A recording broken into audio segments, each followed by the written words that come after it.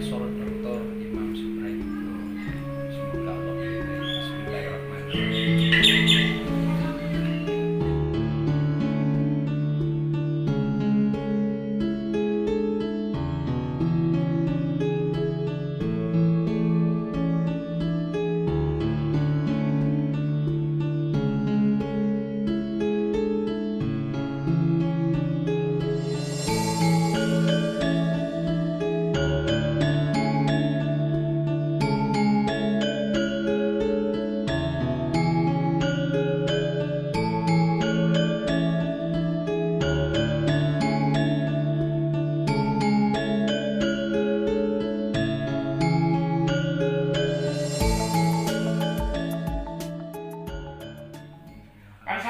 Grup WA itu para rektor perguruan tinggi negeri se-Indonesia, mulai dari Aceh, Medan, Padang, sampai Papua sana.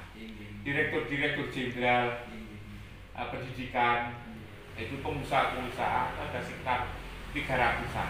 Komentarnya bagus-bagus. Itu si Pak Marzuki Ali, itu cukup bagus sekali. Dari kapan-kapan tak bawa ke sana. Pak Surya Ali itu ketua DPR dulu. Kok boleh kan tak kirim kemana-mana, minta izin, biar orang pada tahu gitu kan. Saya bilang nanti ke suatu saat tak ajak ke sana, biar tahu. Bagus ya, pondoknya itu bagus. Asalkan itu apa namanya, tapi itu sudah bagus, kepemimpinannya sudah bagus. Jadi ada tokoh yang sangat didengarkan, sangat diikuti, kiai. Orang kalau diperintah susah itu kalau di organisasi ya. Kalau di organisasi, lalu organisasi itu agar uang iso ngikut ngambil pusat, itu cepat rusak. Benar seperti yang lakukan kiai itu, ngambil ide-ide dari banyak orang, orang kampung itu, dimintai idenya, pemikirannya, di samping juga untuk memperkuat di dalam. Nah, kemudian orang kan ketika misalnya ada kiai Asep datang sana, kalau gitu kiai sih ternyata hubungannya kuat. Jadi itu sebetulnya saya punya itu guru besar itu hanya apa namanya itu jalannya ke sana terlalu masuk itu ya. Iya, jalan terlalu masuk. Saya itu kan ketua organisasi ngaji Al-Quran itu seluruh dunia ya. Di Indonesia saja anggota saya itu 400-an guru besar itu. Ada dari Kejaksaan Agung, Dudu Suara itu, ada para menteri. Dulu itu ketua KPK itu Pak Agus Raharjo itu ikut. Saya punya cabang di Malaysia, di Singapura, di Jepang, di Brunei. Lalu kemudian di mana, di Belgia, di Belanda, di Perancis, di Jerman, di New York, di Amerika Latin. Itu Bogota, Columbia itu. Mestinya kan hari ini saya kan seperti saya ceritakan Pak. Ini kan saya bulan ini kan ke Kanada. Saya tiketnya sudah ada, visanya sudah ada. Saya diterima di Toronto, di Ottawa, lalu di Vancouver. Dari situ lalu kemudian saya maunya ke Italia, ke Roma, lalu kemudian ke London. Nah itu, tapi karena corona itu semua batal semua. Jadi akhirnya begini sampai akhirnya iya. Hanya soal waktu aja ya Ihsan nanti. Nanti suatu ketika akan menjadi besar sebetulnya. Amin, amin. Hanya memang kalau menurut saya kalau bisa nanti jalan menuju sana gitu ya. Jalan menuju sana bisa dilebarkan. Niku kan ingkang kagungan tanah sampun dalam paringnya Arto, mulai nginggil menika mangke dalam tambah 3 meter. 3 meter ya. Kalau lokasi seperti itu memang cocok untuk pendidikan saya. Rasa saya itu cocok. Maka insya Allah rencananya pun dalam dalam kados dak dipun cor. Namung tiang-tiang mau kan lebet. Nggih. Kados bangun to. Jadi sudah cocok menurut saya, tempat pendidikan seperti itu sudah cocok. Nggih. Itu hanya lalu pelosok iya ada apa-apa. Itu kan tradisi orang itu kan ngira pendidikannya harus di kota, tidak. Orang-orang Arab itu sampai sekarang ini anak-anak kecil yang sampai umur 7 tahun itu dikirim ke desa. Orang-orang Mekah, orang-orang Madinah itu dikirim ke Kutbuda namanya. Kutbuda itu dari Mekah itu kira-kira masih 6 jam, 7 jam kalau naik mobil. Saya sudah datang ke sana. Lalu kemudian anak-anak itu dimulai ketika dikirim ke sana itu untuk ngapalin Quran. Nanti usia-usia 7 tahun, 8 tahun dia sudah hafal Quran di daerah-daerah pedesaan itu. Sebab mereka itu berkeyakinan mendidik anak itu kalau di kota tidak cocok. Nabi dulu kan juga pernah dikirim itu kan, disusui oleh si Halimatus Sa'diyah itu. Nah karena itu cocok, tempat Singa Putih itu cocok di situ. Seneng ya saya ke apa namanya kan saya ke Singa Putih itu.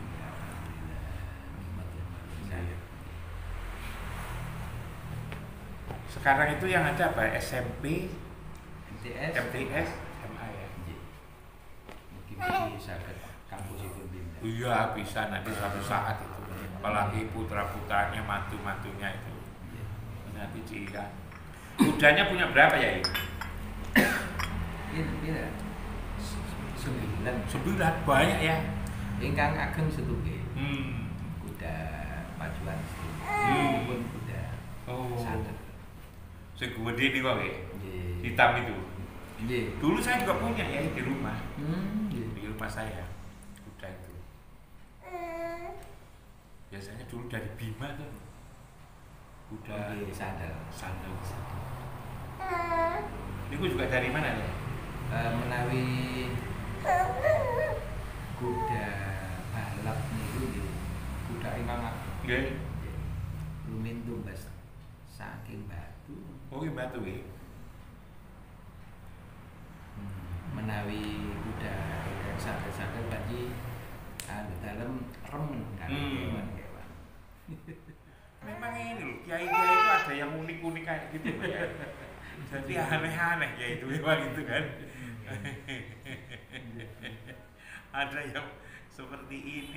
Saya itu kan pergaulan saya kan kiai kan mana-mana dah, mulai dari Aceh sampai Papua sana itu pesantren.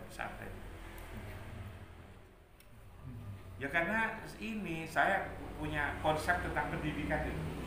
Saya kan selalu katakan bahwa ini loh ya, antara agama itu berbeda dengan ilmu pengetahuan, bilang itu kan. Kalau orang Aceh itu sukanya agama.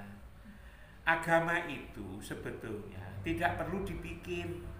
Agama itu dari wahyu. Kalau Islam adalah Al-Quran dan Sunnahnya ini. Yang dituju apa? Yang dituju itu adalah memperbaiki akhlak. Innama bu'istu liutamima makarimal akhlak. Ini akhlak ini. Inilah lalu kemudian tidak cukup diajarkan tapi juga dicontohin. Tidak seperti sekolahan. Karena itu pendidikan yang cocok itu kalau agama ya pendidikan pesantren. Kamu begitu. Nah tapi karena lulusannya itu akan hidup di alam dunia, itu lalu kemudian perlu ilmu teknologi. Maka lalu kemudian ditambah agama ngurusi hati, ngurusi keterampilan dan pikiran itu sains teknologi. Umumnya pesantren nyampe di sini aja, tidak mengembangkan yang ini. Inilah kalau Yai nantikan itu kholab, salap, kholab kan itu. Sini Pak Fauzan. Ini kiai ini sama kenalkan. Nah, kiai Singa Putih, pesantren Singa Putih di Kriket. Ini kan. Nah, Kiai Saifullah itu. Itu serem itu. Berarti orangnya ini serem itu. Orang serem itu. Nasihat sekolah ini pun. Ya. Karena itu menarik itu sekolah itu. Jadi pondok salaf itu loh. Pondok salaf tetapi ada modernnya sekarang ini. Modern ini. Yang salaf Lepas biaya. Modern. Ini ada kelucuan tersendiri kan lihat sana itu. Jadi, nah ini Pak Fauzan itu dosen UIN. Menang nih ya? Fakultas apa nih? Fakultas Tarbiyah. Oh, Tarbiyah ini syariah. Syariah. Beliau itu ngurusi organisasi haji. Ketua nih sak Jawa Timur. Betul libur kan? Buatan libur. Lalu kemudian beliau itu menggerakkan ekonomi masyarakat itu. Punya usaha-usaha di berbagai daerah. Nanti suatu ketika Pak Fauzan takjak ke sana. Bagaimana caranya untuk bagaimana ngajari ekonomi anak pondok itu loh. Sama gandengkan dengan usaha-usaha manapun gitu kan. Nah, kan lulusan sana itu kan menjadi orang kaya sedunia kan. Cita-cita. Agamawan tapi juga menjadi orang kaya gitu loh pokoknya itu. Kan cocok kalau sampai itu. Cocok gitu. Nanti sampai takjak ke sana nanti. Diskusi malamannya lalu ada penampakan yang antik gitu kan ada itu. Tapi juga ada penampakan yang modern gitu loh. Boleh kiai antik. Wongnya antik. Mana ada kiai kau Cina.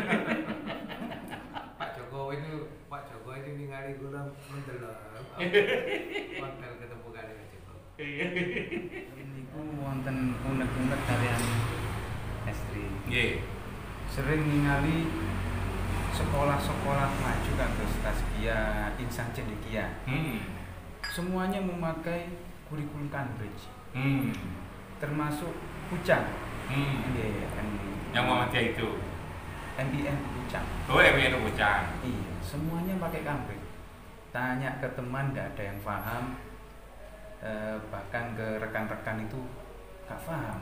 Nah, saya itu butuh siapa yang bisa memahamkan, kok bisa semua sekolah maju itu pakai Cambridge. Nah, saya belum paham apa itu kurikulum Cambridge.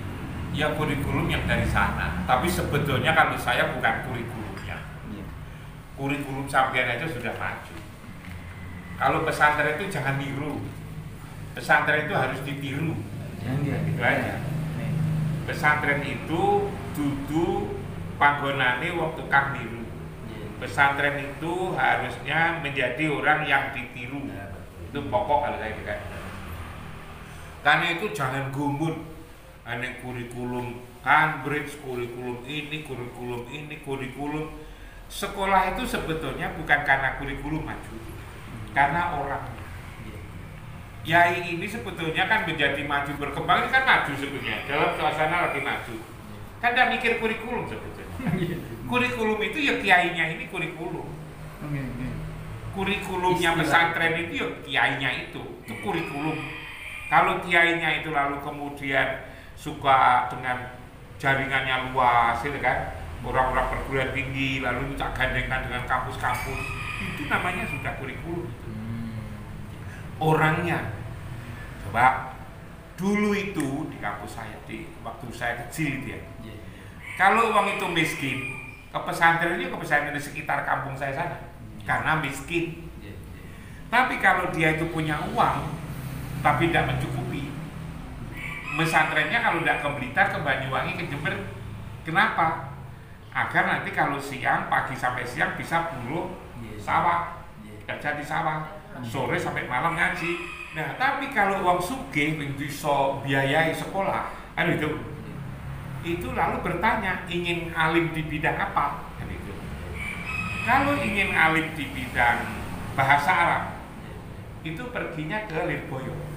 Kenapa? Karena di Lirboyo ada Kiai Makhrus.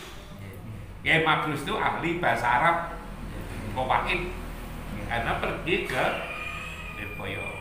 Kalau ingin tasawuf, molah hati, itu kalau ndak ke Pesuruan, ke Bangkalan. Kenapa? Karena di Pesuruan itu ada Kiai Hamid, di Bangkalan itu ada Kiai Khalid, gitu kan? Kalau itu hal yang sifatnya hati, kan itu.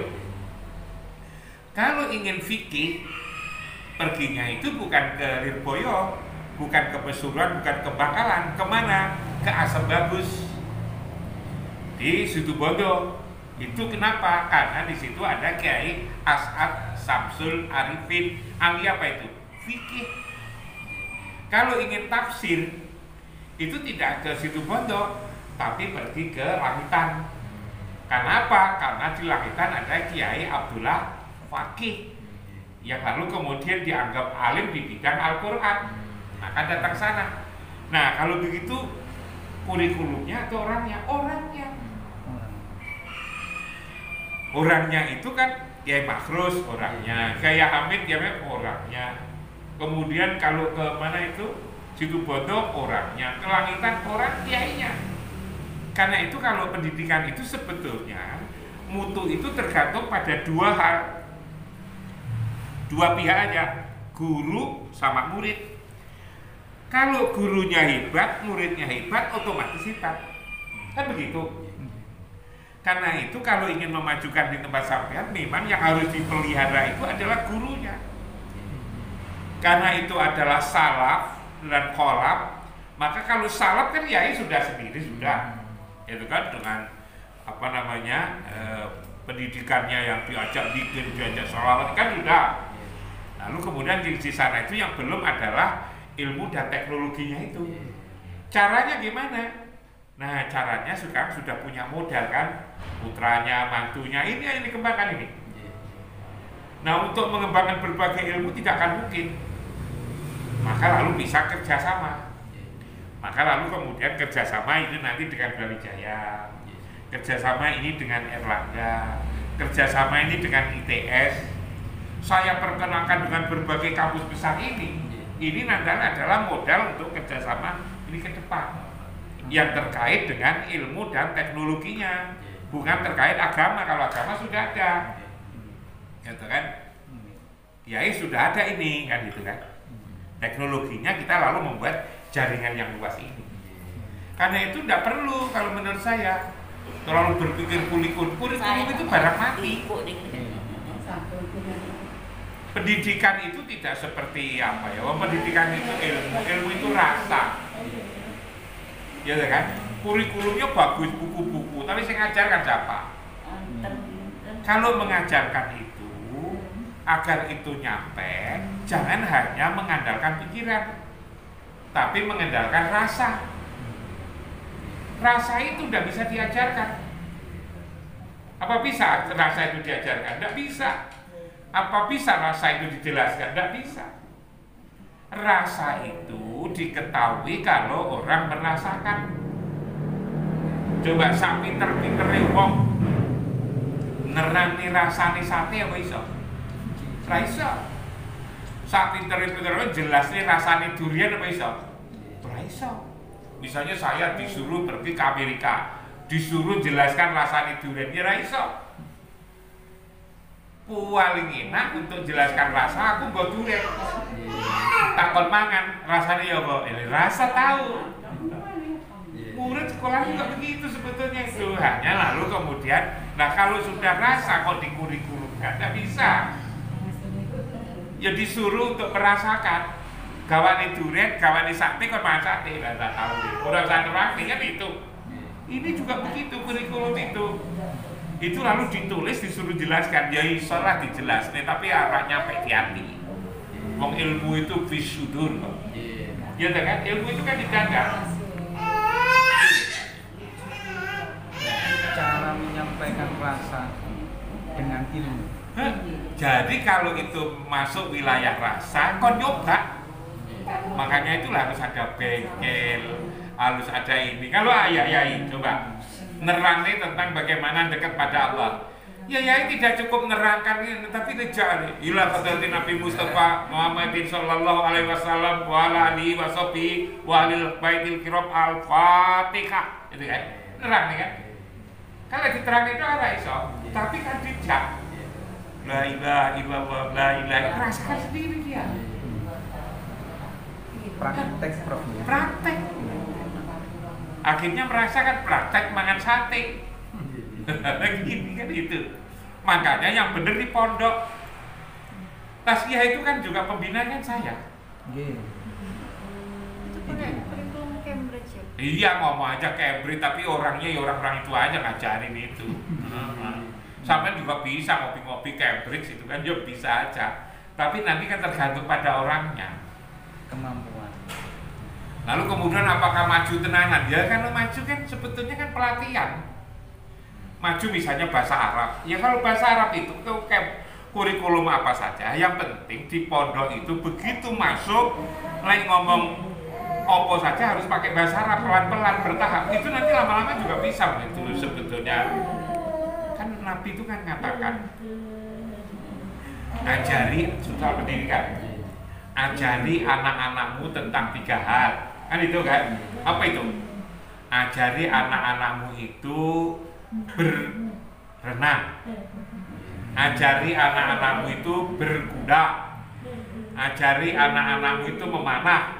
Manakala 3 hal ini sudah kamu ajarkan, tidak usah dikhawatirkan anakmu itu. Kan begitu. Hanya orang seringkali tidak memaknai secara dalam. Ajari anak-anakmu berenang. Waktu itu Nabi ngomong kan di Madinah. Di Madinah kan tidak ada laut, tidak ada kolam renang, tidak ada sungai. Kok disuruh ngajari renang? Bisa jadi yang dimaksudkan itu adalah seperti orang berenang. Orang berenang itu gimana? Coba ciri khasnya. Kan bergerak. Orang berenang kalau tidak bergerak kan dia mati, tenggelam. Apalagi kakinya ditali, tangannya ditali, dimasukin tegak gedung, ya mati. Karena tidak bisa gerak. Syarat orang berenang itu bergerak, karena itu gerakan. Kalau mau belajar bahasa Arab ya sehari-hari harus pakai bahasa Arab. Kalau ingin pakai bahasa Inggris sehari-hari harus pakai bahasa Inggris. Seperti contoh nih kantor itu. Mulai dari anak-anak masuk di situ harus pakai bahasa Arab, harus pakai bahasa Inggris. Senin, Selasa, Rabu pakai bahasa Arab, Kamis, Jumat, Sabtu harus pakai bahasa Inggris. Kalau tidak nanti gunduli. Kan itu dipaksa. Mula-mula ya sederhana aja. Kalau misalnya pertama gitu kan, mahada, nanyakan gitu kan. Mama aku nyang pasar, aku arepe kesuk ya. Kenapa kok kesuk sama aku pasar? Aku belum ngerti bahasa Arab ya, aku Arab. Ngertiku pasar kami suk, suk. Pokoknya kalau ngomong pasar, pasar diganti suk, gitu kan. Itu aja. Kalau lalu kemudian apa? Kita ngomong tentang misalnya kursi, kita ngomong tentang kitab, buku kitab. Kan kalau ngomong buku, kan belajarnya diganti pisang. Sekarang ini dinamai pisang. Tapi karena belajar bahasa Arab, kalau ngomong pisang jangan pisang lagi, maus, jadi kan? Aku panen mausun, kan gitu kan? Nanti orang lalu terbiasa dengan pisang kayak gini, kan begitu? Nah, jadi tidak usah ada guru, tidak usah kurikulum, nanti pinter dengan sendirinya.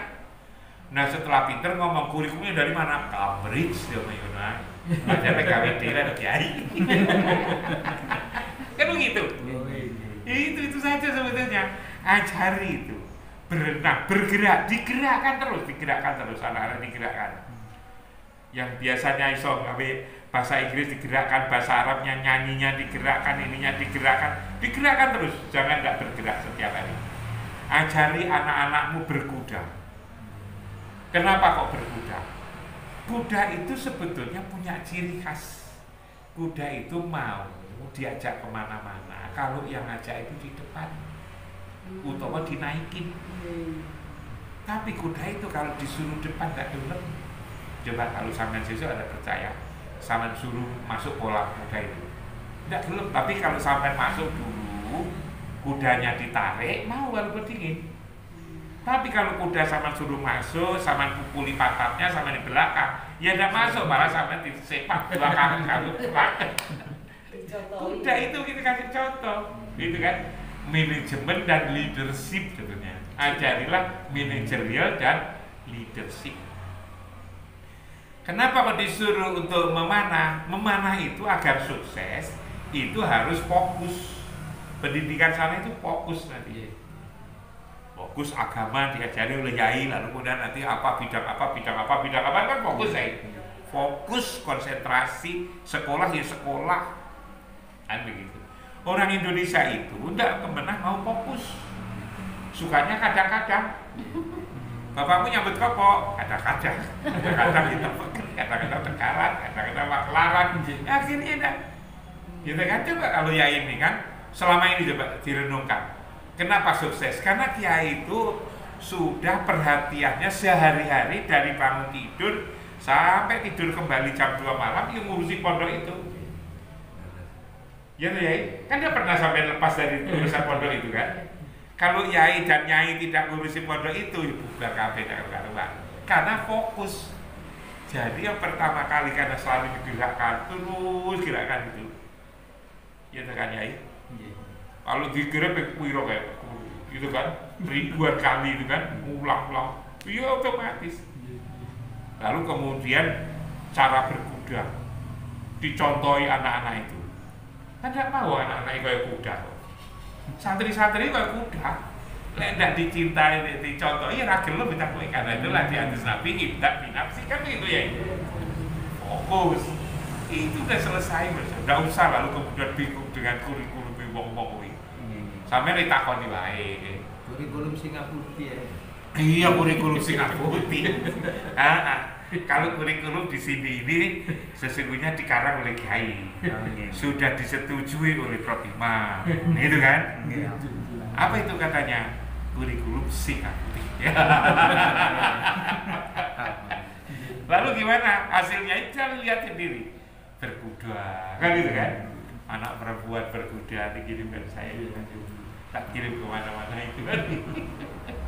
Iya kan? Kurikulumnya kurikulum Singapura. Gimana kurikulum yang putih? Dimulai dari hatinya. Kerja keras, terus hatinya dibersihkan dulu. Mau belajar harus wudu dulu, harus baca Fatihah dulu, kan gitu kan? Harus konsentrasi, kan gitu kan? Lalu kemudian apa? Diajak selalu ingat Baitullah. Kenapa kok ingat Baitullah? Karena memang pusat petunjuk itu adalah di Baitullah, kan begitu? Hudan lil alamin. Inna awwala baiti wudi'a lin-nasi lalladzi bibakata mubarakan hudan lil alamin. Petunjuk itu. Inna awwala baiti hudan lil alamin. Petunjuk di sini. Kok petunjuk di sini? Di sini ada orang besar. Tatkala kita pergi ke Mekah sana, coba yang kita ingat siapa? Tatkala kita di Masjidil Haram. Yang kita ingat kan kekasih Allah. Ibrahim, Ismail, Hajar, gitu kan? Sa'i itu kan diajar kan? Muhammad, kurang apa coba mau papat ini? Ketika kita masuk Masjidil Haram itu yang kita ingat kan 4 manusia besar kekasih Allah. 1 Ibrahim, lalu kemudian Ismail, lalu kemudian Hajar. Coba Siti Hajar itu seorang perempuan dengan anaknya Ismail diletakkan di tempat kayak itu zaman itu. Tanya sama Ibrahim, pertimbangan apa Ibrahim? Kamu letakkan saya di sini. Perintah Allah. Segera laksanakan. Kalau ini perintah Allah. Kalau bukan wanita hebat, udah kayak gitu. Jadi kamu setuju banget kurikulumnya apa? Jangan ngomong kafir. Ngomong kafir nih. Singapura. Iya kan? Dimulai dari hati, gitu kan? Dimulai dari apa yang ada di dalam hati. Kenapa tidak menggunakan coverage? Saya bukan tempatnya orang yang meniru, tapi menjadi orang yang ditiru. Nah, dengan gitu. Kan tidak malu ngomong begitu ya.